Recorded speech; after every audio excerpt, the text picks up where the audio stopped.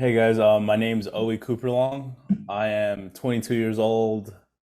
I currently work at an advertising agency, have my own advertising agency, Kaizen Advertising, and really diving into automation.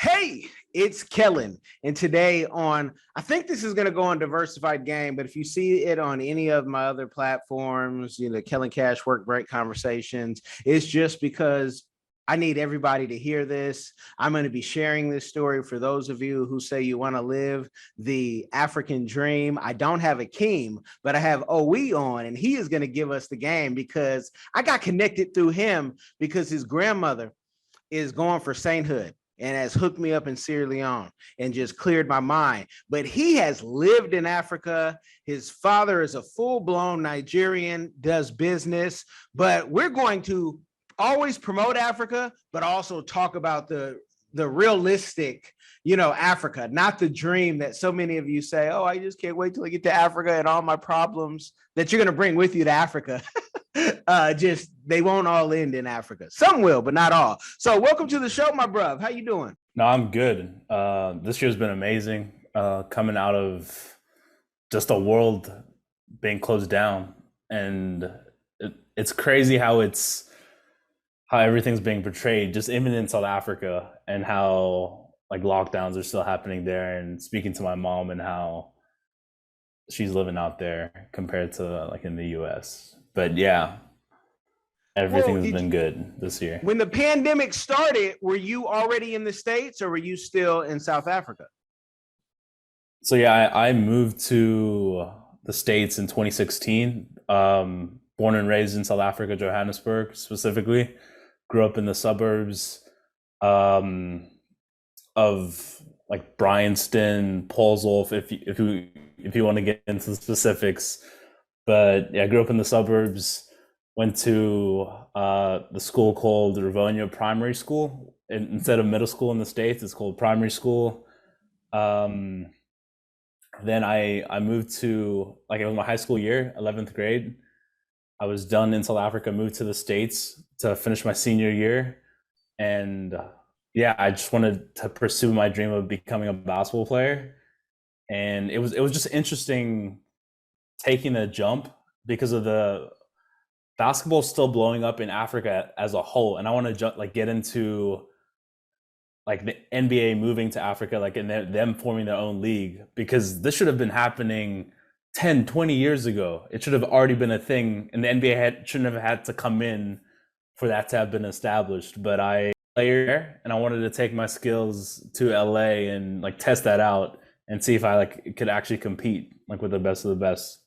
So yeah, I moved out to LA in 2016, end of the year. Went to Beverly Hills High School. That's like even like going to Beverly Hills High School is like it was such a culture shock for me. My mom's from LA, so I've kind of like lost my accent in a way. But even when I was younger, I always had like a little bit of an American accent, and just watching American TV, even being in South Africa was so interesting, and listening to all the slang. And yeah, it was just interesting how the cultures are so different but similar in some ways. Very, very, very. Let me ask, because I can already, somebody's going to ask. They're going to say, wait, but he sounds like he is an American, but he was born and raised Yeah. in South Africa. Can you let the people know, nationality wise, because is it like America? Because I don't think South Africa has the same rules. Like if you're born in America, you're an American. Do they give you a South African citizenship residency, or do they see you kind of as an outsider if your parents aren't South African? So I was granted like immediate citizenship in South Africa specifically. So on my passport, even now, it says on my American passport, it says born in South Africa, Johannesburg. Um, so yeah, I was immediately given citizenship, and then my dad is Nigerian. But as soon as I was born, I was also given American citizenship. I think they changed the rule now when it comes to getting citizenship because my mom was you have to be have lived within the states. Uh, like my mom would have had to have lived within the states in a certain time period for me to get citizenship. Like nowadays, but it's changed now. That rule's changed, and you can get Mm. yeah. Okay, okay. So, I guess South Africa would call them anchor babies, whatnot. Like in America, when people come over here, usually just to work, y'all, and try to make it happen. Yeah. Now, talking about the NBA in Africa, I've only seen the advertising. I haven't been able to go to a game. Have you been able to check out a game? Have you been able to see like the opportunities for it just starting? I don't know if South Africa even had a team. Do you mean like a national team or just Well, like I know they have a national team for the Olympics, but with the NBA coming to Africa, the way that I vision it, I'm going to be like, okay, we're going to have the South African, Golden State Warriors or something like yeah. that. Yeah. So that, It that has that's what it I hasn't mean. it hasn't really been advertised in that way. I think the biggest things have been like Basketball Without Borders that have come to South Africa specifically. When I was at the school, like high school I went to, they came to my high school, and the year before I was there, and they came the year after, and even on the courts, NBA painted on our courts Basketball Without Borders. The hoops and everything were sponsored by the NBA, and yeah, Kyrie Irving killing it right now. But he was in like my school. I saw pictures like of him playing on the same court. So like just seeing that inspiration and like seeing players, Joel Embiid, he was at the exact same camp. I think during 2012, 2013, like during that same time, and it's just crazy to see like his dream becoming a reality and him like being a star player in the NBA like he is now. And it makes I fully see the impact of like what he's doing. Giannis Antetokounmpo, like what he's doing, being in the NBA and being a Nigerian-born player in the NBA. Okay, okay. So it's not there yet. I didn't know. No, I was like, I was like, man, when we get all the teams and they start, really pushing it, but everything in small steps, and that's a beautiful, it's a beautiful thing. I mean, yeah, I think it should have happened a long time ago. I think if you're going to call yourself like world champions, you should play the world personally. That's my opinion. Kind of like the World Cup, right? The World Cup, you got to play the world. yeah, Only in America does our world stop at Canada, and LA. We don't even let Mexico get in the game. Don't even let Cuba get in the game. Dominican Republic, let them play since we're taking their players. Tell me, when you talk to Americans and you tell them you grew up in South Africa, um, the education have things improved? Because you're 20, 22.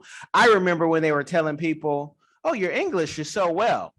And even now, yeah, when I tell people I'm a dual, citizen, they're like, "Oh, how long have you been here?" I'm like, "Man, I'm from here. You better. I built this. What you talking about? My folks built this." yeah. So, talk about just how your, kind of the feedback Americans overall give you, and then how do Black Americans receive you? Because their world might be a little different, and to hear Africa is like, oh, but they might tell you what white folks tell me. You speak so well, like Riley in the Boondocks. So how is it when you say I'm from South Africa? I think to the average person, until they really hear my background and just hear the experiences that I've had, then you can fully get the gist.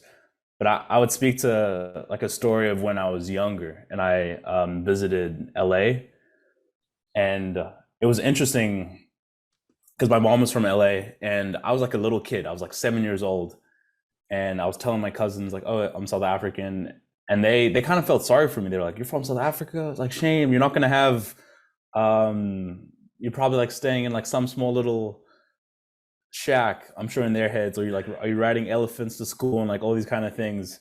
But then when they heard my English, it's like, oh, are you from England? Are you like, are you from these places? And for me, I was like so confused. I'm like, if only in my head, I'm like, what are you talking about? Like, I live, I think a really good life. We had like a pretty like big house in South Africa. Like the real estate that you can get out there for the price, amazing. Some houses that are better than the states, like anywhere in the states. But how people receive me now, I would say I would have to, yeah, they everyone thinks I just speak really like proper, and Black Americans, I think, like African Americans specifically, they receive me as like an outsider too, in a way, like because culturally I never like grew up in the hood. I don't have that. My like dad instilled this in me. I don't have that. Like I went to Morehouse College, which is an HBCU in Atlanta, and I saw this like prevalently, like people trying to like claim that they were like from the hood and like really be in that struggle. Like, and if you weren't in that part of like some sort of struggle, like growing up, then you're not black, and that's like how you prove your blackness in a way, which is crazy to think of. It's like, why do I have to be hard to be black? But you can get it a double portion, because Africans may look at you and you might not be ever African enough because you didn't go through the struggle. Maybe you didn't have to go get your water and wash your clothes and wear, and share clothes. So it's like something about that struggle. Everybody wants to tell the struggle story. Everybody was homeless at one point, right? Whatever homeless the definition is, because white folks, black, everybody, if you talk Chinese folks, oh no, you're from this part of China. And if you have friends from all over, you're like, oh, all people want to have that conqueror warrior story. We're just in our circle where we might see more black folk. So you're as black as anybody else. You had nothing to do about that. Thank God. How do you conquer, immigrants? When they come over here, they win because they understand I got to work hard because no one's giving me anything. When Yeah. you come here, do you get that privilege, or do you have to go back to South Africa to get your American privilege, is what I call it? And we definitely get it when we open our mouth in Africa. I would say, and it's interesting for me because I'm technically literally three nationalities, and I have like these three different perspectives, and I grew up in all these three different areas. I like to reference myself as like one of my favorite fighters, Israel Adesanya, has this like tattooed like on him, and I relate to it so much. He born and raised in Nigeria, moved out to New Zealand, and his tattoo says "Broken Native," and that's honestly how I feel in a way too. Like wherever I go in the world, I know that I won't like I will always stand out wherever I am in the world, and you can't put me in a box. And I think a lot of the times like we try to be like, this is what a South African should be like, this is what a Nigerian should be like, this is what this type of an American should be like. And for me, when I go to South Africa, then I'm a foreigner. When I come to America, like I'm an immigrant. And when I go to Nigeria, I'm an immigrant because I don't speak the languages either. My dad um, is from the Igbo tribe, and like in Nigeria specifically. And I wish I still like get mad at it until this day that he didn't teach me like growing up. My mom like would, because now when I go back to Nigeria, it's like I don't have that relatability to my family, like my dad's side of the family, because I can't communicate with them the way I would want to. Um, but yeah, it's just like being like a broken native in that way, and embracing it. That's been the biggest thing. You said he was Igbo, and hold on. Kobe, shout out.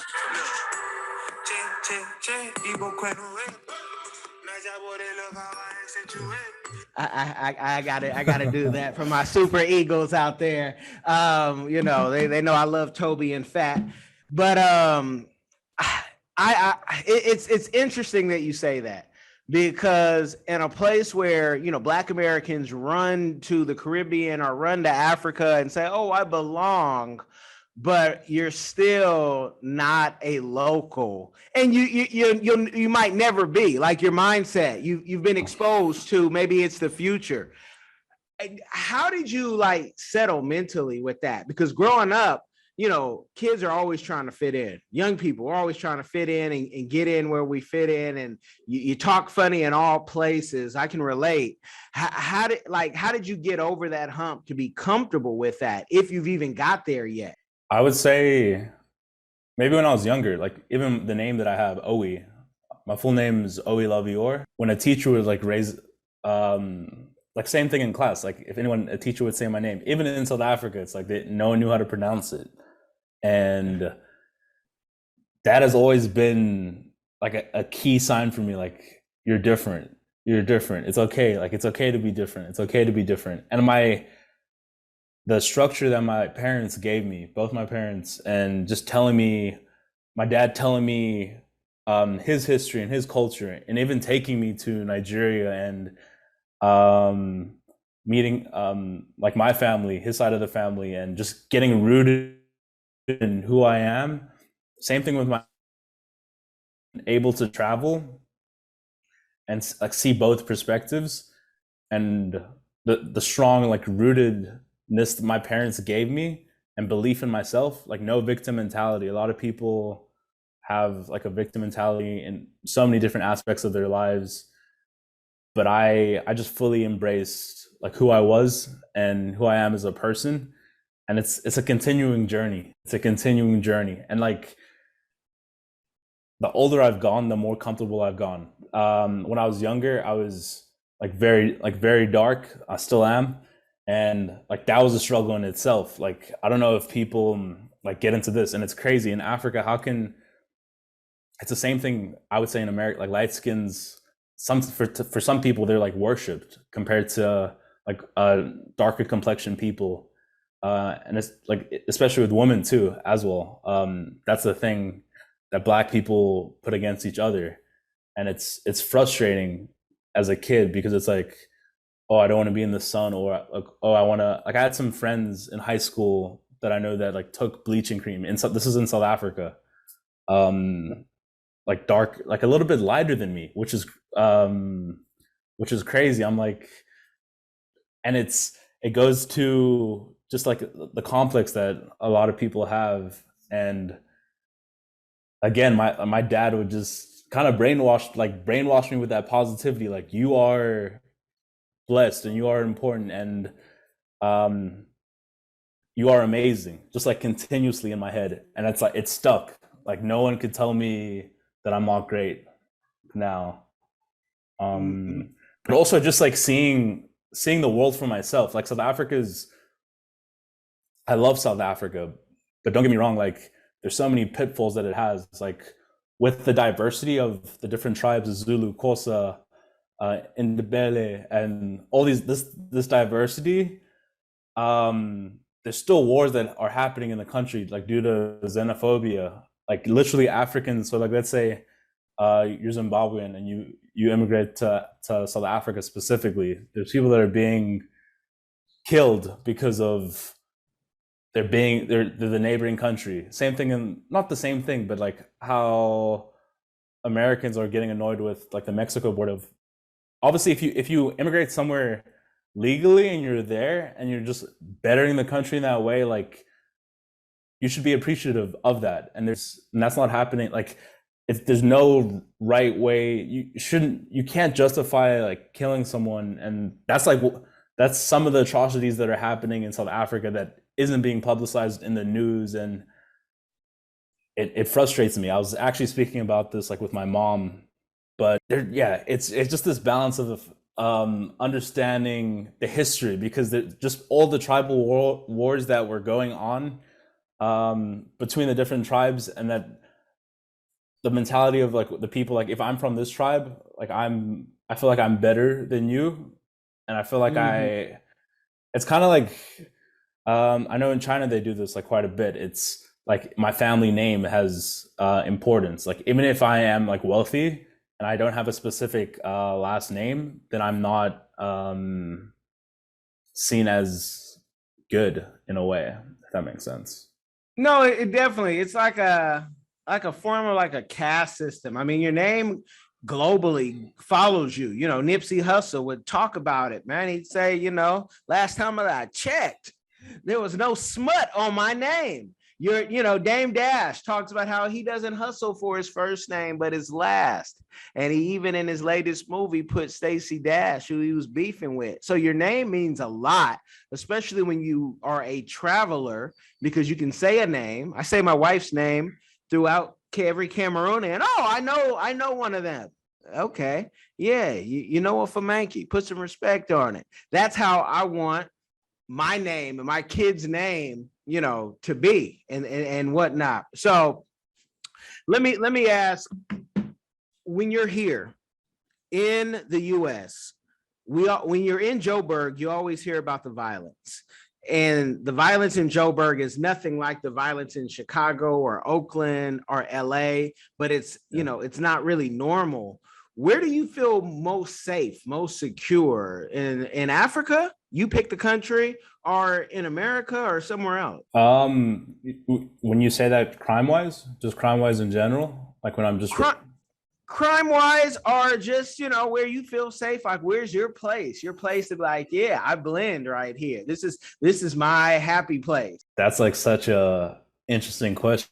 I would say the basketball court because I've always there's like game is game like within the basketball court, but I'll go into the different like in LA specifically. I feel safe. Like yesterday, I ran in the streets, but it's different because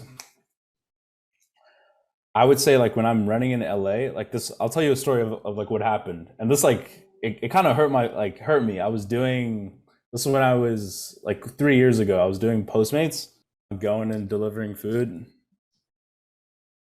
You can hear me, right? Still good, right? Mm-hmm. Yeah, we're good. Yeah. I was going and delivering food, literally in a like a residential area. Buzzed on the door. This like white lady comes out. I think she like thought I was maybe trying to like rob her or something like this. And this happened in LA. And she was just like shocked and just like had a heart attack in that way. And I'm like, damn, like that sucks that I have to not that I have to do anything. It's just like people perceive me as this. And you can like take that in many ways, but I just look at it like that's just the reality of what people see in the media and how like black people are portrayed just in America, even in LA. Like it's possible for that to happen, but I try to like use that as a positive outlook. At the end of the day, I was not robbing her, and I was not like impacting her in that way, and just went about my day. But it's like those kind of things that do leave scars in your head in a way. But with regards to South Africa too, I can't just roam around like the streets at all. You can't just be walking around like at night like the same way that I can in LA. Like if I go out with my friends in South Africa, you have to pick up an Uber at the location where you left. You can't just be like around the streets.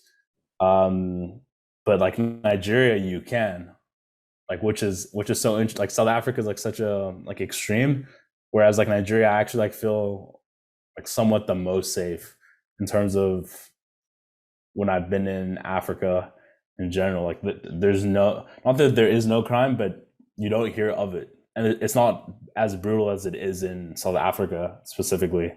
The stuff that happens. So I would say the most safe, like LA and Nigeria. Yeah, Nigeria, the most safe. But when I was in Atlanta, it was interesting. I was at an HSBCU all black college, and you would think that'd be the most safe, but it's like crime and like there was if I went 3 4 blocks, there's people like that are gang banging and like just the realness of it, and then I didn't feel yeah I just did not feel safe like in those environments, because like I just did not know what was going on, and it was so much more like territorial. So that's how the tribal wars that I was speaking about in South Africa, it's happening in the U.S. like right now, and that's something that people don't even go into. There's still red and blue, like people that are gravitating towards these things that at the end of the day don't really matter. It's like we're all people at the end of the day. At Yeah. all. They don't matter, and that's why, in America, many folks are caught up in the black and white. The if that's your world, there's people who they're not worried about that. They're more, Mexicans might be worried about folks from Honduras or Colombia or something taking their jobs, right? Like, it's just Yeah. crazy how man is.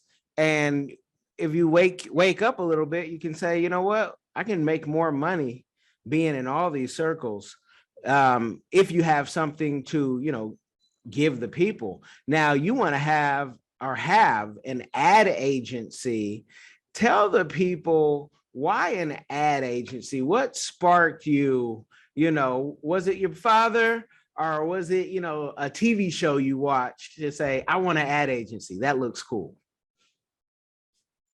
I think yeah, it was a little bit of my dad, but also just being on YouTube and just being on the internet. Like people my age, we've been on the internet and like just grown up with the internet. And we just fully, I think, get the internet and just get the way it works and the opportunities that there is on the internet. My dad's still like, when I speak about advertising, he's like, show it to me, like prove it to me. And I'm in that process of understanding what I want to do in my advertising agency and like what niches I want to get into and just proving the results, because a lot of people like, oh, marketing can work, but it's like you have to understand marketing because there's a lot of dollars that are wasted in marketing. Um, but I just got into experiment, like having my dad always told me, and so did my mom. They were like, experiment with everything. I think a lot of people aren't doing that enough, like in this day and age. Like we're not getting out of your comfort zone. Like, do I like this kind of thing? So I was doing drop shipping, which is basically, if your viewers aren't familiar about it, it's you. I would create a website and advertise a specific product, and until you purchase that website, then I would get the product from like a third party and then just send it directly to you. And I was experimenting with that, advertising with that, advertising on like my own page, like a little bit, advertising on other Instagram pages, and just experimenting on like what works, what doesn't work. Then I was doing, I tried day trading for a little bit. I tried like doing poker for a little bit. I was playing on 4 different tables at once. Like this is while I was in college. Like for 2 months, there were days where I'd make $200 in a day, and just like the high of that, then you would lose $100 in a day. Um, but then how like I stuck with advertising and like went back to doing advertising was just there's no, the business model of advertising for someone is like you get paid to do the work before anything happens. So it's like you would pay me first and then I do the work. It's like I like the way, if depending on how you set up your advertising agency, I could like my fee could include the spend, the ad spend that you'd be spending on whatever you're advertising for. So it's like realistically, there isn't really any overhead for me. It's just the knowledge and the service that I provide and that I know. And that's what I love about it. And also the other thing I love about it is it's location independent. Like I can advertise, I specifically advertise on social media platforms, Facebook, Instagram, and I've been learning Google Ads now, which has been cool and interesting at my job currently. But it's like I can travel to South Africa, I could travel to Nigeria when my business is like fully running, and be in these different places, like, and just get that exposure from the world that I like fully desire and like fully like want to get, because I feel like, and I had this conversation with my grandma. She spoke about whether it's, and people always like to stereotype with like people, because I actually brought this up, and she checked me on that. I was like, people in Compton haven't like even been to the beach, and then she was like, people in Beverly Hills haven't even been to like the East Coast or like these type of places. So it's like just people in general in America haven't traveled. So it's not like it's just black people haven't traveled. It's like people in general in America are just in this bubble. And I feel like for people to expand their horizons and just grow as people, and you grow the most. Whenever I speak to someone, they honestly don't believe that I'm 22 just because of the like life experience and the experimentation that I've had in my life. But it's grown me the most. So that's why I gravitate towards like having an advertising agency, because I want to, the world is my oyster and I want to explore it like through advertising and just be location independent. Yeah. So I'm going to tell you something I wish somebody would have told me at 22, because I knew I wanted to do what I'm doing now since I was like 12. I wrote the vision down and I made it plain.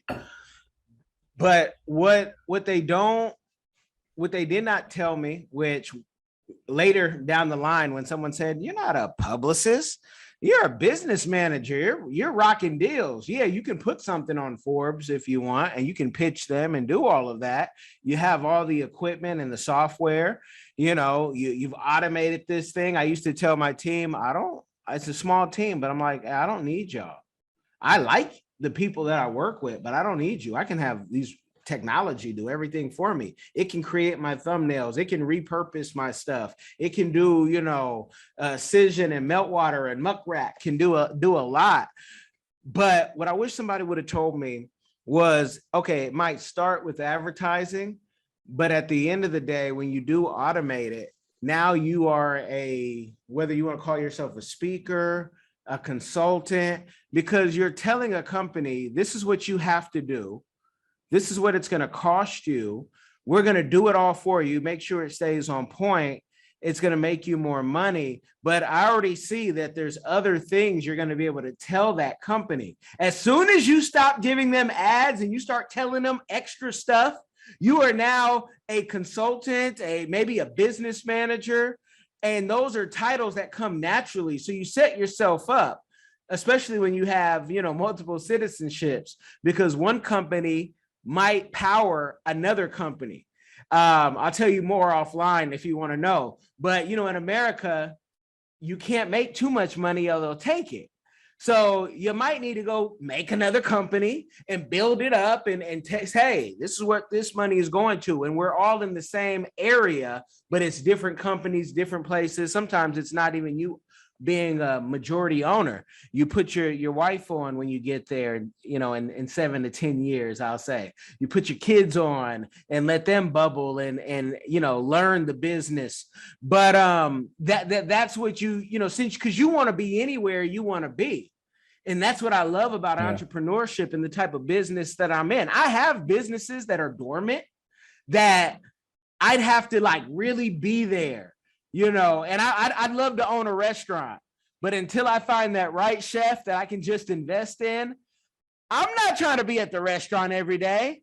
I'm not trying to be anywhere but my house looking at my kids and my wife every day. That's only place I really want to have to be. So I just throw that out there. When you start putting your capability statements together and when you structure and read all the books, I got a book every week. I got a new book for you if you ever want a book. And you just put that game and say, I'm free is what you're really looking for. Advertising is just what you're calling it, but you just want the freedom to do what you need to do. That's what I take, at least. That's what I hear when I hear that.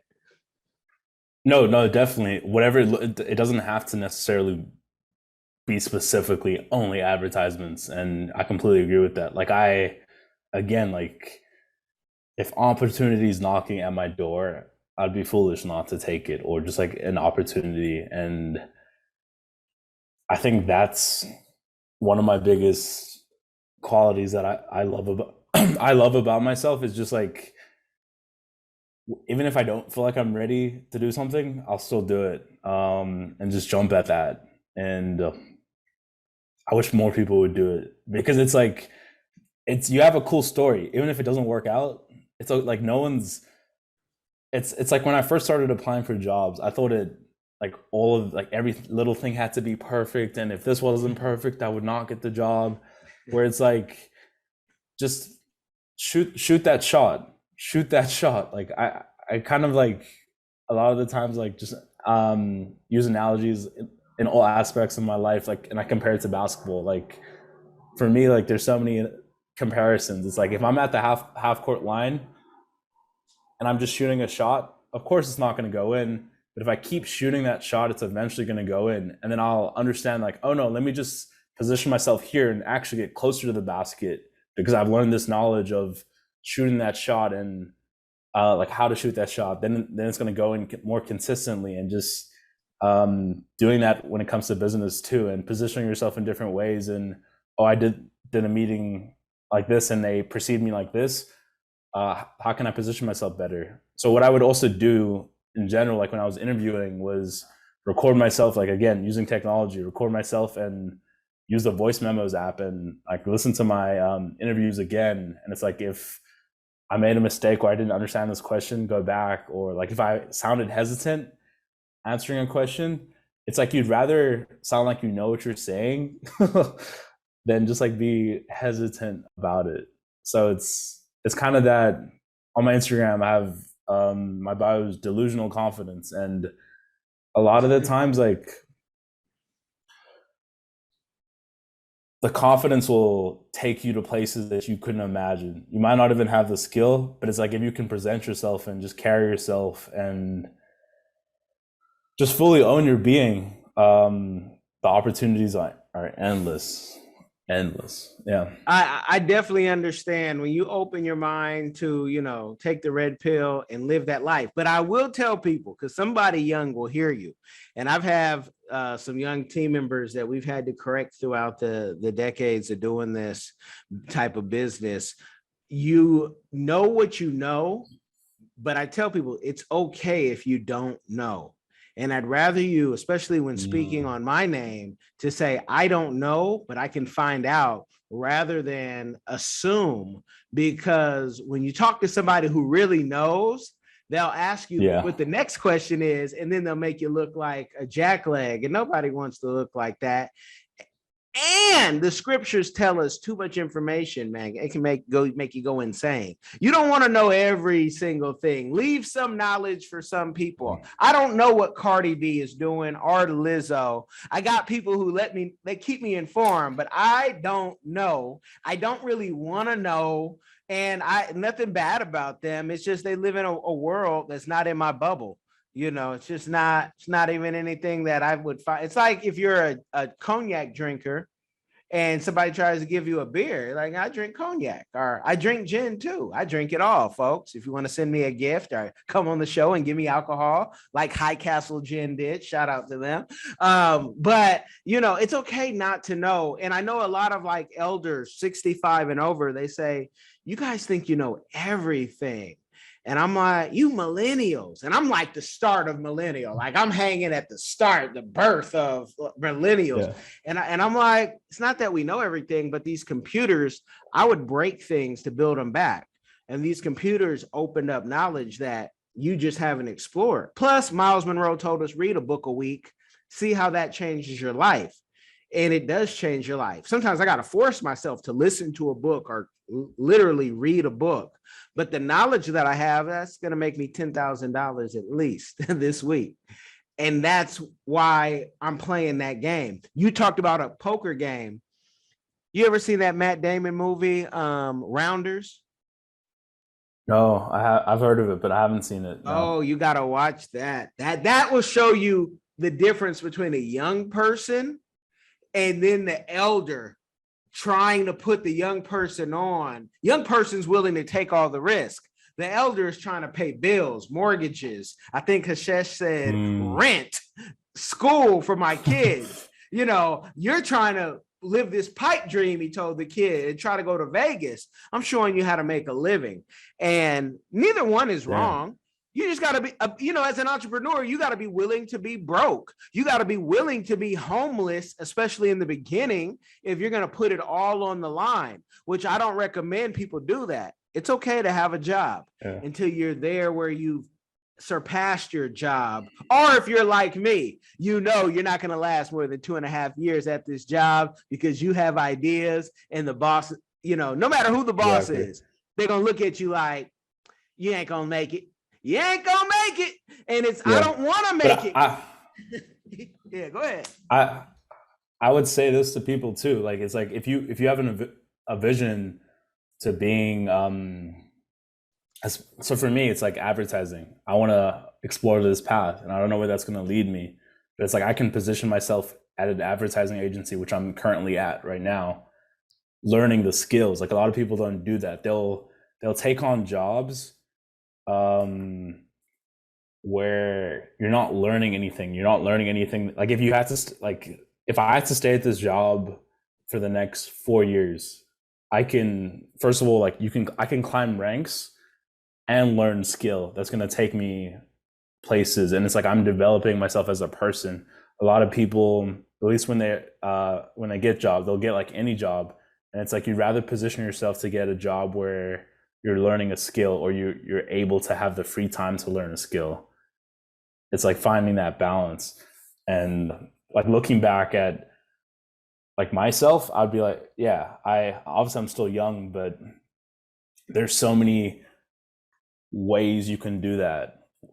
And it's like, if you want to be an entrepreneur, it's like best ways, have a mentor that's someone who's making it or like in the process of doing it. And if you can get paid, like join a startup and see what that process is like, and like fully get into that and see is this like, because some people genuinely aren't cut out to be an entrepreneur.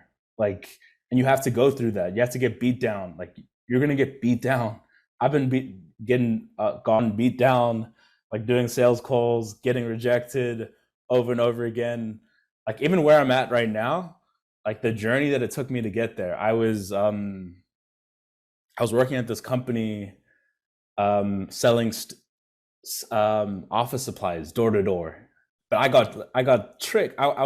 They played the game on me, and I thought it was going to be a marketing company. This was literally a year ago, January, and I like quit something else to do this job, and I'm like put all my eggs in a basket to do this job, and it's like I didn't know the game of applying for jobs, and I didn't know of like researching the company, like what do they actually do, like what does their website look like. And I was excited. I'm like, damn, I got a marketing job. And it's like, it wasn't actually a marketing job. And then I had to bite my bullet. And yeah. But it's like people would get, don't feel bad. We've all been there.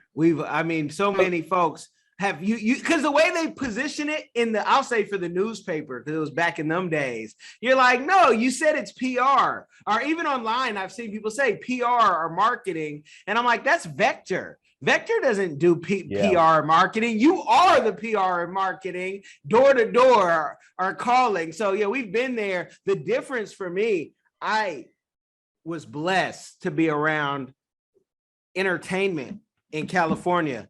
And I was blessed just to, be like nothing special. Like, I didn't know anybody, but I remember speaking to a group of like 10 of us, and we're going around for Wilhelmina. For those of you who remember the modeling agency, I believe it's still strong, but they used to have people who are lawyers. I talked to a brother, he was 15, 20 years older than me. He was a lawyer.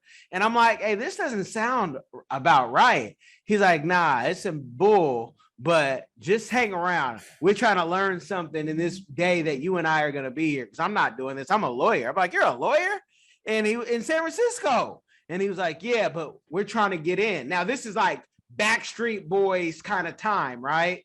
So Wilhelmina and all them, I believe, were connected, and they were selling us on something. But don't feel bad, because that's an experience. Feel bad if you get fooled twice. That's when you feel bad. Like, I didn't ask the right questions. That's when you kick yourself, because it's just like dating. You might have one bad relationship.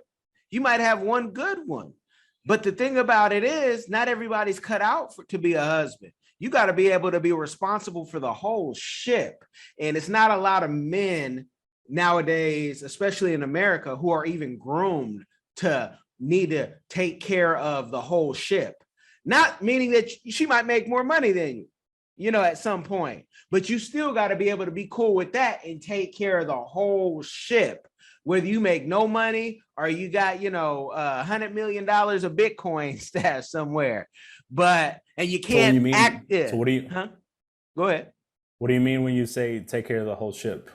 Then just like So, take care of, so I'll go for it. I'm a semi-pro date doctor for couples connected, married, right? When I tell guys, whether you are working at the gas station and your woman might be making more money, that's common. But she might make more money than you. You still have to be able to pay the bills. And if you guys combine your money, which I always recommend people to do if they're doing life together, you guys combine the money, but you should still take care of the bills because naturally, for men, that's like our place, right? We gotta, and she might be better than budgeting. Let me flip it. If she's better than budgeting, you should still know how this ship operates. The captain doesn't do everything, but he should at least have common knowledge of, if this thing breaks in the bow, I know how to fix it. If there's a leak here, I know how to fix it. I might not be the one fixing it, but I at least can instruct you or tell you who should. So I've only dated educated, smart women. Even when I was, a teenager, all the women around me were brilliant geniuses. You might beat me in one area, but I still have to be able to take care of the ship and take care of the waves in the ship, because most women are emotional, more emotional than men. And you should be able to see that wave of emotion coming if you got an emotional woman. I can see the wave coming. My father-in-law says, I can see more sitting down than you can see standing up on this table. I think that's a cold line. That's that Cameroon game right there. But representing fully for those who are watching. But that's where you got to be able to, we hear high value man. And I know a lot of influencers, so I don't have to name drop for what I do in life. But there's nothing wrong with being high value, but your paycheck ain't what makes you high value. And if everything else isn't taken care of, because people think, oh, I made six figures. Like I've seen, and I've talked to plumbers. Oh, I made six figures. I'm a high value man. No, a plumber ain't never been a high value man. But I tell you what is an entrepreneur. You can be an entrepreneur plumber and you can be very high value, right? But you can't be working for somebody else in the poop of things, and just because you made six figures, think you can come home and tell a woman whatever you want to tell her and she got to listen. First of all, your own kids don't listen to you like that. If you're being honest, these are people you're dealing with. So you have to set up a system to where Papa shouldn't have to beat you, because if Papa come in and raise his voice, you guys already know you messed up. That's game tight. You can't get that game on Skid Row or Figueroa. And I know something about it, so I can talk about it in multiple ways. And that's the beauty of what I do. You can't tell me, oh, because you don't understand the struggle. You don't know me. I'll tell you the struggle. I'll tell it to you, but I'll also tell you what it is to, kick back in luxury as a kid, because I got the best of both worlds. So, I just throw that out there. When you do get, relationships are a lot like business. You need to be upfront who you are and honest. And then you also need to tell somebody, no, I don't do that. And that's not what we do around me. And if you want to do that stuff, you're more than welcome. The door is out there. Tira la puerta. In case, because some tell me you might have a Spanish mommy or two in the Rolodex, in the phone. So you got to have that Spanish. Tira la puerta, mami. Cállate la boca. Ahora. I have a girlfriend now, and this is my first like serious relationship. It's honestly been amazing, because I was so picky in choosing like the right kind of woman, and like I feel like people don't and this is speaking for like most people. Most people are just willing to tolerate a whole bunch of stuff, and they don't set boundaries, like clear and cut boundaries of this is what I'm not willing to tolerate, and this is what I am. And like if you cross that boundary, like cool, I'm I'm gonna go, and like just like voicing that, even sometimes voicing that, um, and just being honest. But yeah, as you're, I completely agree. Like most guys aren't honest with it, and they're scared. They're in this scarcity mindset when it comes to all facets of their life. They're scarce. They're scarce in their money. They're scarce in the way that they carry themselves, and they don't believe that they could potentially get another woman. They don't believe that they could get another client. Like it's like that belief in yourself. So like before it comes to um the woman or the business like avenue that you're chasing, it's like what belief do you have in yourself? And that's like why I am like always rooted in meditation, and like I've been praying way more like with God. I don't go to church as much, but I'm building my relationship with God and just building that personal relationship in prayer, and just getting more in tune with myself, like journaling. And because you can't,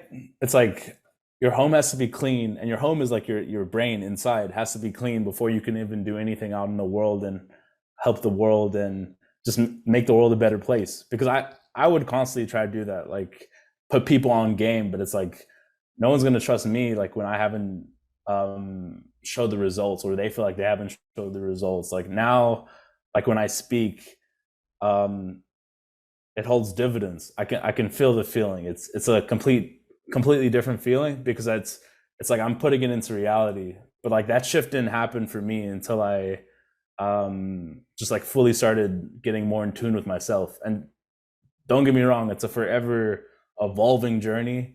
It's like that's life. Like you're gonna be forever evolving. But it's like if you don't put that effort and like work on your mental health and like fully dive into it, and like dive into the way that you're feeling, just observing yourself and like not judging your thoughts, and trying these different avenues. Like there's this thing called Kundalini yoga. I did it yesterday. I don't know if you've ever done it or heard of it. Um, but it's amazing, like amazing stuff. It primarily focuses on like breath work. And when you're doing this breath work, like nothing else matters in that moment. And you're doing like the most, if you search Kundalini yoga for 15 minutes, you're going to do some of the, like this weird breath work where you're like sticking your arms up, your tongue's out. You're like, you're probably going to be like, what the hell am I doing?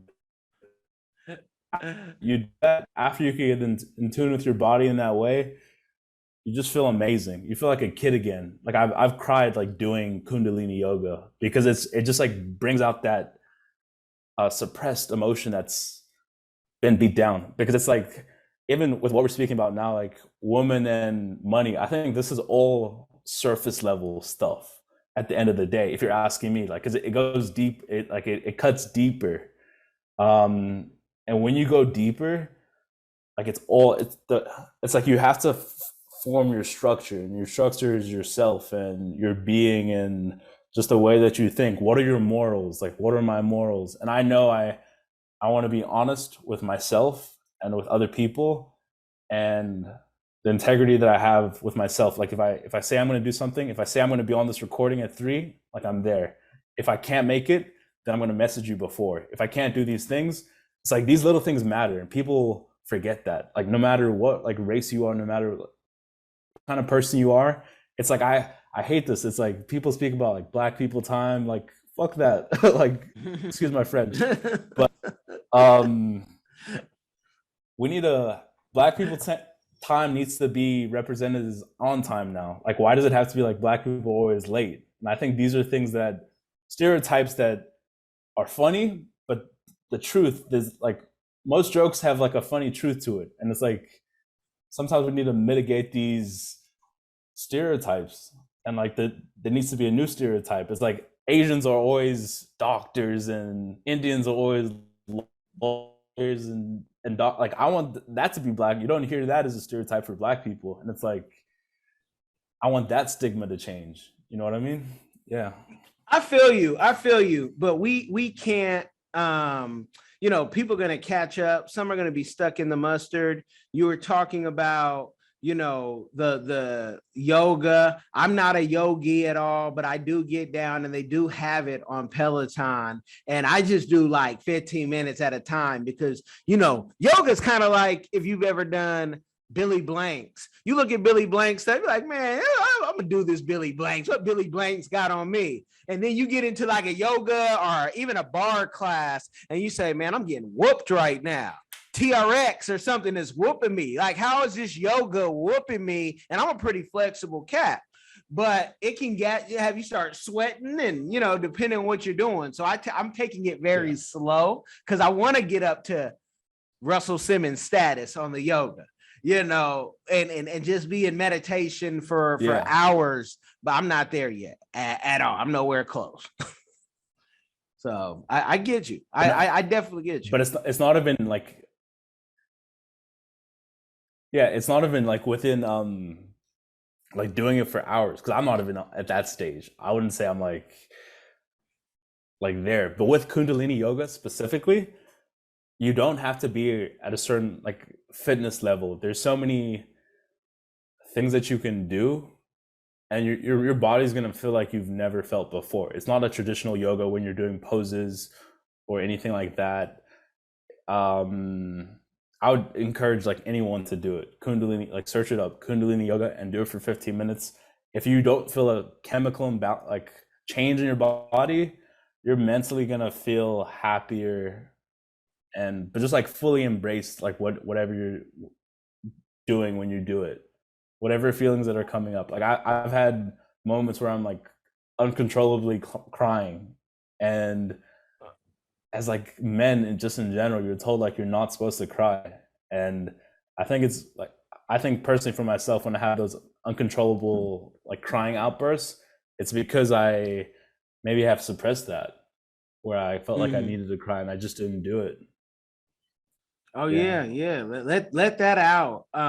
You're gonna have me searching because I think I know and have experience, but I'm Nico on Peloton. I believe she has that. But I'm gonna be searching it up. If somebody hear about it or know something about it on Peloton, let me know. I'm gonna Google it anyway. But I'm just a big trying to get back into shape in case Mayweather is giving away some more millions to fight. I can be at the right weight to get right with them. Yeah. You talk about the surface stuff, and then going deep and in dating as a young person. And it's like, I'm in South Florida where, BBLs are everywhere. You might bump into somebody in line and be like, what was that hard booty? Like, why was it so hard? And then you think, oh, that was a cement, buttocks. How important are you and people, do you think in your age, putting on looks? Because the scriptures say beauty fades. And having done life with somebody for 20 years, knowing her from college and still having friends from, back in the day, I'm like, man, we all look pretty good, but are people putting more on the looks than the vibe of the person? And if something happens to you, God forbid, that person will actually be in the hospital to at least, tell the doctors, nah, keep them going. Like where's the shallowness in the ages of, the young 20s right now? I would say I think it's gone worse because of social media, Instagram, even the dating apps. Like I've been on the dating apps like Hinge, Tinder, and the first thing that you're looking at is the way someone looks. And like 9 times out of 10, they don't look exactly how they look in those photos, regardless.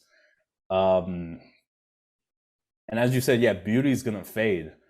But I think, truthfully speaking, you want someone that you're physically attracted to.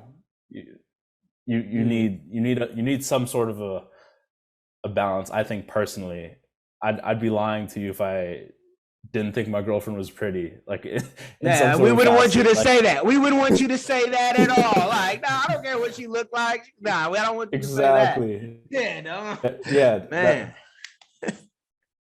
that'd be a lie. And anyone who says that is not like probably lying to you, like completely. But I do agree. Like you need to have deeper conversations, just in life in general. And like I went through this training. It was an emotional intelligence training, 2020 October, and it's basically you diving into like who Kellen is as a person, and then like going into your childhood traumas, and they just ask you. So you do it in a group of people, and you're interacting with this group, and they eventually just become your family, and you connect on such a deeper level, just because of the questions that are asked, like you opening up and just trusting these other people that you're doing this training with, and you get in tune with like why do I behave in a certain way, and like because sometimes like we have the story that we tell ourselves, like Kellen is this type of person, like you have this identity and you like hold on to this identity and you want to hold on to it forever, but it doesn't, you don't need to let go of it. But I don't know what I forgot what this one quote was, but this your identity and ego and pride, like all these things can be the death of you, because you'll fight so hard to with maintain and withhold this energy. So it's like if Kellen is this rich man, he's been perceived as this rich man, and like you're not, like people go through like ego deaths, and that is their whole world, and that's how they saw themselves. So it's like you got to be able to just accept that that might not be your reality anymore, and not being attached to that identity, because pride kills people all the time on the daily, and it's just frustrating. So I, again, the open mindedness, I love when people tell me I'm wrong, because it's like it's an opportunity for me to learn. That's how I look at it. And a lot of people don't view it the same way. Or even like when I'm being challenged, quote unquote, like confrontation is good. It teaches you how to debate, and just you're not getting a surface level response, and you're diving deeper. As I said before, you're going to get to the root of who this person is. And yeah, I just love that I like type of that. conversation. Yeah. I like that. And I like that you did it in a training, which, maybe it was for work, maybe it wasn't. Dealing in mental health for a decade, I went to many trainings, and the best one that I can think of was a verbal jujitsu class, because dealing with people who, addicts, and kids who are addicts and they're trying to still figure it out, but knowing what addiction looks like, because you're like, I grew up in the 80s. I know what that looks like. You want something, and I want you off of it because I really want you on this business and this money. Like that's my drug, business. And how do we make someone money? Because I don't want you to clock in the rest of your life. But you said pride kills. Let's go to Proverbs, people. Pride. Then comes the disgrace. You will be humbled if you're full of pride. How people look at me, and this is a problem for some, I could care less. Like, you want people to respect you, but when they say, hey, how much money did you guys make last year? One, I'm from Oakland. We didn't make nothing. What you talking about? What are you talking about that I make something? You trying to take it? But I'm never caught up in my position or my titles, because tomorrow I could go, open up a trucking company or even work for a trucking company if the right opportunity came, and I still have my CDL from when I had a trucking company, and before that it was in the oil field, and before that shuffling dirt, before that working for Pepsi for a couple months because nobody would hire a new driver. But I tell people, especially young people, if you want to make money, I had a master's degree and plenty of debt until I jumped in the oil field in the worst part of my life thus far. Hopefully it'll be the worst ever. But I made $10,000 minimum, 2 weeks on, 2 weeks off. And if we stayed an extra, a couple days, the checks are looking even sweeter. If you want to stay a month, So even sweeter. so Go what were ahead. you doing? What were you Oh, doing in the oil business, if you don't mind me asking? Saber Energy. We were titrating water to put the scientific point on it because I wasn't that good in science. So I said titrating water. I'm on it, right? But we were basically cleaning the water on the frac pad so everybody else could be pumping and killing this earth. And shout out to my friend Vitali who put me on. We went to truck driving school together, and he was like, "I just like you, and I think if you're only making that money over there."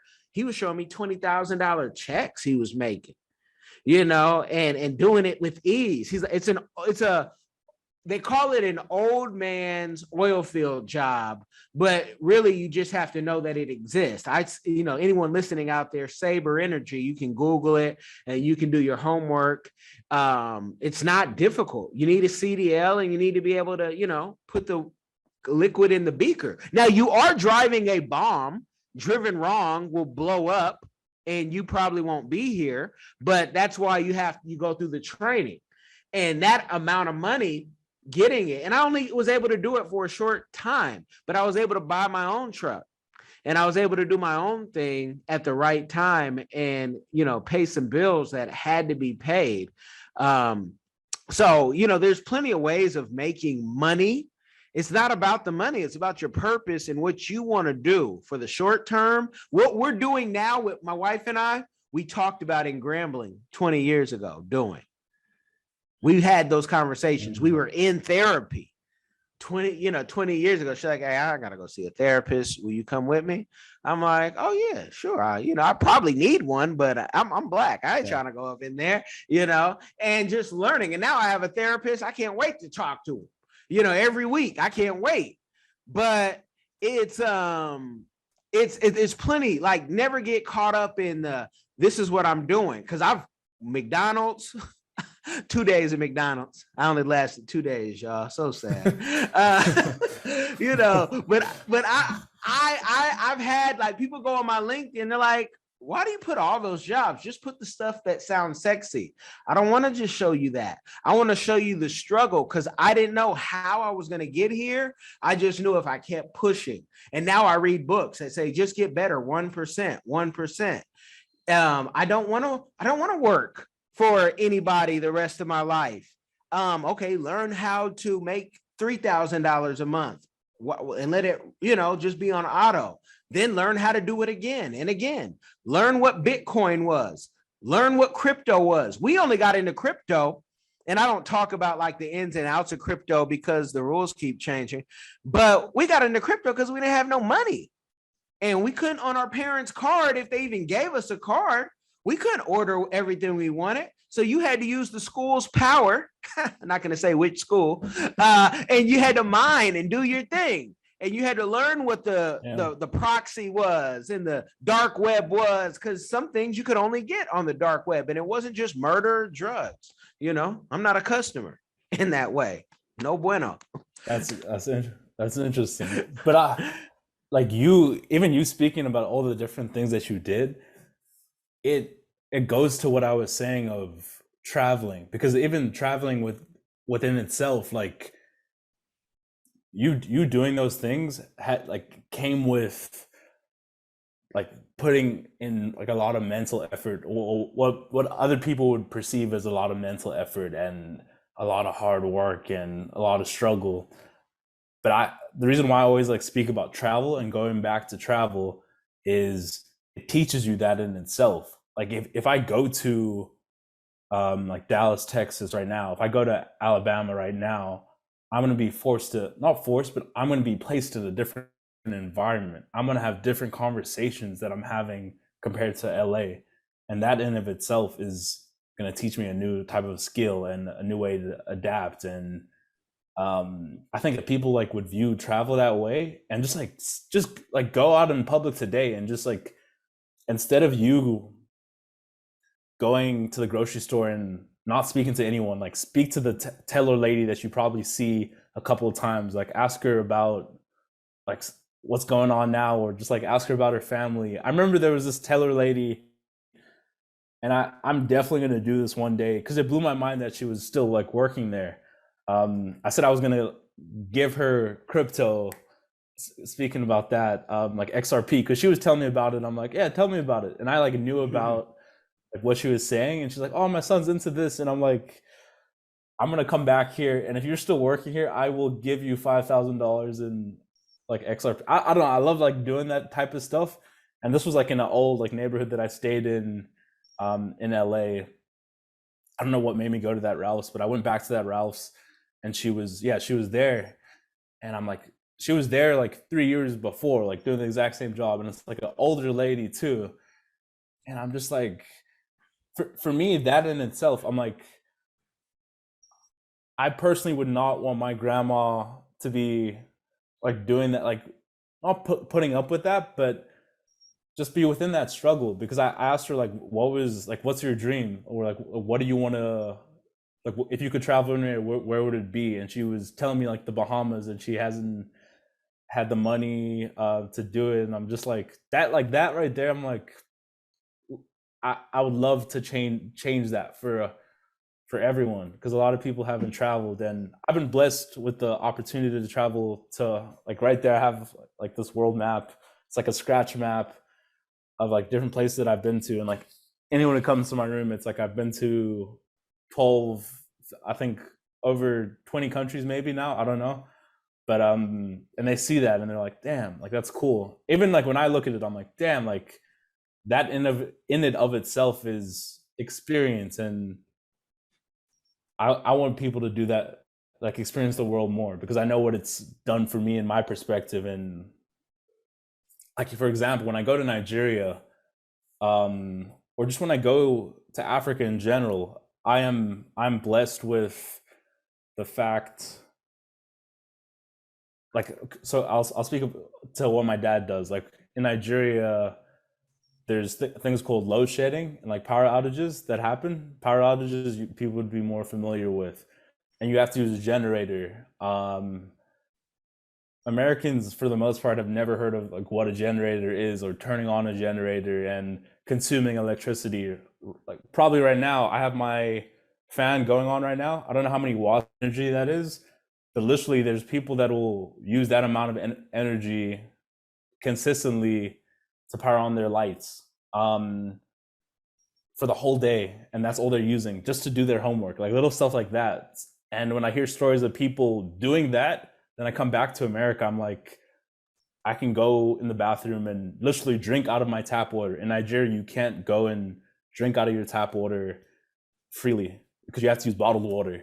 Like little stuff like that. It's like putting game on that. But it's like I can like our house in Nigeria, we can do that because my dad like used like borehole water for himself, and it's like he's self-efficient like now.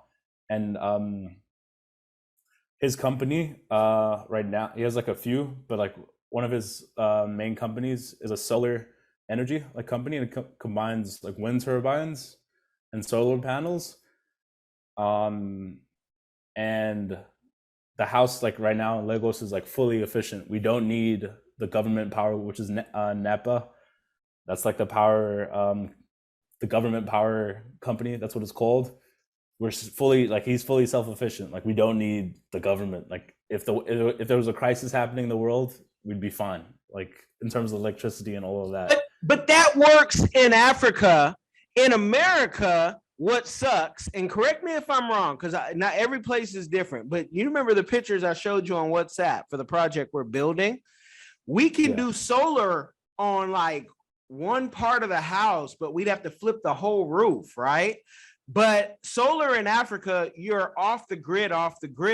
Here in America, in your neighborhoods, if you want to do solar, they're telling you, you know, it starts at $40,000 and you still have to be on the grid. So you're never fully off. So I'm like, why would you even do that? Yeah, why would you even do that? And America's ripping you off, where in Africa, you're just, hey, I'm doing me. You know, in the borehole, you can give that water away too, folks. God gave it to us. It cost you maybe 3,000, 3,500 at most to put it. Help the neighbors when they need water. I'm just throwing that out there because that's not a big project to do. Government should really be, let me watch what I say. Government should really be telling, hey, who wants to do a good project? Who wants to, uplift your people, even if it's just in your neighborhood? Because those are the Yeah. things that me and mine and people I know are doing. Let's make a borehole for the community. Let's give them water. It's water. And that's how we make sure we don't get robbed where we go, right? Whether it's doing good deeds, if you believe, in karma, or if it's just the plug doesn't get got because you are the plug. Even the gangsters understand that. Even the idiot knows, man, if I do something to him, my mama might not be able to get water tomorrow. that alone, yeah. I might not like him. He might have talked to my girlfriend in a way that made her smile, but that's what it is. And we should do more of that. But the reason why I bring up like the solar, and I'm not saying it wouldn't work out in America. I think people overuse electricity and we forget how like that's not common in the rest of the world. Like generally, most of the world that's not a given. And for us in most of America, that's a given. Like for the way most people are living, and like those little things that you take for granted. People complain. Yeah, I don't know. It's like people complaining about just so many things that I could get into. You just take for granted the smallest things, but it's like also understanding, especially for Black people in America, like Black Americans, understanding how beautiful Africa is and how many resources are out there. And if we people, and I'm saying this now, and people may go back and look at this exact interview and maybe be inspired by the change that I've created in the future. Because like one of my goals is to have it's going to be called Kaizen Foundation, and I want kids to just travel from like all walks of life and just have different experiences in that way. And because I think money isn't the root of all evil, but if everyone had like money or like the ability to create money for themselves in all different aspects of life, like literally, if I'm sure, I don't know if you heard of 419, like in Nigeria, like it's not a crime, it's just a game. Exactly. But it's like if they were put on with different opportunities, how smart do you have to be? I don't know if you heard about the one like 419 scam where the guy sold someone a whole airport strip of land. Are you talking about the real 419 or in the movie with Kim Owee when he tells the guy this is the airport and it's named after, and he's just giving him a whole bunch I think so. In the airport in Nigeria, the president was dead by then, and he was saying how this is his friend, but I think it was an Indian man. But if that's the movie, I get it. But 419 didn't start in Nigeria, and it didn't start in Africa. I don't want to go there. But if y'all want to know, I'll tell you the slave trade and a whole bunch of other things that were 419. And they didn't, it did not start in Africa. But I'm saying like the people's ability to like think in like that many creative ways, and just the way that people are hustling out there, like it's on a different level. It's on a different level, and people's mentality like is so smart. So smart. Like I was speaking to someone who worked for my dad, and I was telling him about like all the software that I know, and like just like YouTube videos, like where I learned like so many things on the internet. And he's like, damn, like I wish I had like the gigabytes like to research this stuff online, because it's like internet isn't like a given like it is here, like unlimited data. Like I take that for granted all the time, and that's like something I was like, damn, this guy's so smart. He's like building machines where he just like learned that off like secondhand knowledge. He wasn't an engineer or any of this stuff. But it's just, yeah, it's just opportunity. I love that you answered my signature question of, what's your community give back. You just mentioned it.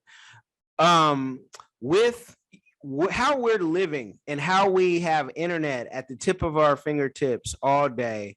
I remember when data was really expensive in South Africa. Some may argue and say it is still, but 15 years ago, it really sucked, especially trying to text Channel O somebody happy birthday while watching Channel O. But what do you think once Nigeria gets internet like we have in America and it's fast, is there any stopping one, Africans from going to the next level, two, for the rest of the world, even Black Americans to run to Africa to say, why would I not be here? This is the place to be. This is where you can have a conversation for hours with a stranger and even join your tables at the restaurant, and it's not looked at as weird or, oh man, you're too close. Like, what do you think about the future of Africa tech, especially Wi-Fi, everything that it's called throughout the world? Yeah, I would say like Wi-Fi and specifically Nigeria and South Africa, like it's here. It's like it's there, but I think the expense issue that you're talking about, it's like too expensive for the average person to actually like afford it and use it. But once it gets to and I'd also say this, everything that works, so it's like everything that works in America won't exactly work in Nigeria. And like we a lot of people try come in and implement things instead of speaking to the locals and try like integrating it. So it might not look like Uber. I'm just giving an example, like a transport system might not look exactly the same, but it'll be Zuta, or I don't know, it's like some other name, but just it'll function a little bit differently. But I think with crypto and like the metaverse and just those opportunities that are on the internet, like you don't even have to show your face in this day and age, and you can make millions of dollars. There's people that are doing it now, so I think it's just endless. With all the opportunities that will be out there with tech in general, and again, that's why I'm understanding and learning advertising, so I can advertise for my dad's companies, like his solar energy company, and just like take it to the next level. Yeah, it's like it's all just kind of integrated. Yeah. But what I say, well, we're so spoiled because you could be homeless here in America and still be given a phone, Obama phones or whatever you want to call them, and then you can get the Wi-Fi off the Starbucks right outside, and it's not always, some phones in African countries are, somebody told me, they looked at my phone, they said, oh, we're going to get that next month or so. And I'm like, I've had this phone almost 2 years. Right. And this is, this is the new with the battery pack on it and all that. But if the homeless in the least of these, when they in Africa can then start live streaming, hey man, I might be homeless today, but check out your boy and and say it in all 11, 12 languages in one country like South Africa, it can change the game, because you talk about millions, it's made people buku money. Not everybody. And you don't have to have a big crowd, I try to tell people, to make the money, because this conversation we have, and you're more than welcome to take this video and share it wherever you want on your platform. One person see it, the right person see it. Or I interview a millionaire every week on one of my platforms. I say, oh, that's my friend. We do business together when people ask. But I don't always let that stuff be known, because I feel like too short sometimes. I ain't got to let you know everything I'm doing. I'm Al Heyman. I'm the young Al Heyman. I ain't got to let you know what I'm doing. I'm the Black Frank Sinatra. I'll let you know when I want you to know when I'm out and about. But I just see that we have to do all that we can to at least have our foots grounded. You know, for me, it's businesses because I'm older and I'm thinking about my kids, and I have to have footholds and homes that if something happens here in America, or if I just am tired of America, which I'm very close to just being tired when I'm not in the beautiful South Florida. I just Yeah. get tired of dealing with and hearing all the drama, because it's not just that the racism, it's not just that. It's that some of our people who complain the most aren't even putting the work to make sure their index fund has anything in it. I talk to people, I'm not a financial counselor, but I am a business manager. And people say, how'd you learn about that? I said, because you could work at McDonald's and retire with $1 million in America if you structure your life right. Can't have 4 kids doing it. You can't Yeah. have 4 kids working at McDonald's doing it, probably. But if you can structure your life, and that's what we do. We get people organized. And, you know, I've never had to advertise my business. Not to say my business is, you know, the best of anything, but to me, it's worked for my life. But I've never advertised. I've had magazine ads because we worked with the magazine and they chose to, we can't pay you everything you're asking for, but can we give you some ads? Cool. No problem. I love doing the work. That's what it's really about anyway. The money is like the cherry on top of the ice cream sundae. And it's like, oh, we get paid for this? Where are we going? We're going to Ethiopia? Oh, man, we get paid for this? Man, I'm about to Yeah. ask all the priests the questions of why America and the West only has 66 Bibles, why they keep promoting Easter, and I can't find it in the Ethiopian Bible, which is the original. King James didn't create nothing. So I just like, that's where my mind goes when I get to Yeah. travel, because I get to learn, like you mentioned. Yeah, even like you speaking about that, my mom went to Spain, I think it was like 2 years ago with my brother. He's like a future soccer player. I'm gonna have him on my podcast, but future soccer player. Um, and they went on a trip and they went to this museum. And Spain's like famous for some of the cathedrals and just artwork that's in Spain. And some of the people and like the kings in the Spanish museums, one of the ladies who was giving a tour to my mom and little brother, she was saying the paintings, like these people were darker of complexion and they made them lighter. Like these are things that people still to this day dispute, and aren't aware of. And like they're like, oh, that doesn't matter. Like it matters. Like why? Like this is why people have like inferiority complexes and stigmas to certain things, because the history was changed. Like my dad told me this like way long ago. Like history is like his story, but it's like whose story? Like who actually told that story? Is it like white man history? Because there's so many different,